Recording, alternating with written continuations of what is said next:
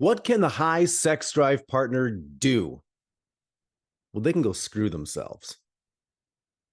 But really, they could go masturbate because why not? If they have a higher sex drive than their partner, as long as when they're masturbating, it doesn't increase their sex drive, which it does do for some people that they then want it more. So if when they masturbate, it lowers it, they get fulfillment, at least to some degree, right? Sexually, then that's an option. But what else could they do?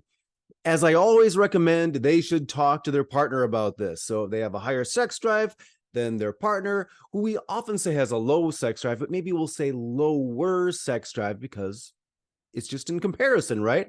So talk with their partner, talk with the one who has a lower sex drive than they do, and find out what their partner's speed bumps are. Those blocks, those things that are in the road that prevent them from possibly being interested in even having sex. But even once you're having sex, sometimes they might have speed blocks or speed bumps to block speed bumps to fully enjoying sex. They're still kind of holding on to something. They're thinking too much. They're too much in their head, worrying about things, whatever. They're not fully in their body enjoying things. So find out what their speed bumps are and figure out ways to overcome them ahead of time and figure out ways to deal with them as they come up during sexy time. So that's going to be a thing.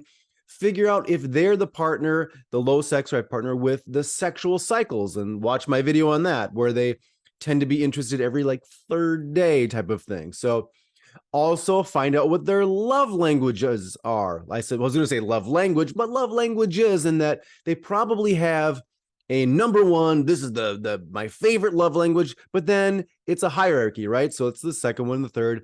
Kind of figure out what those are and figure out ways to meet them throughout the day. And then how would you include them in sexy time to ease their anxiety, to flatten out those speed bumps? As I'm always reading from a list of things I want to make sure I tell you. But yeah, see what's behind the love languages. See how perhaps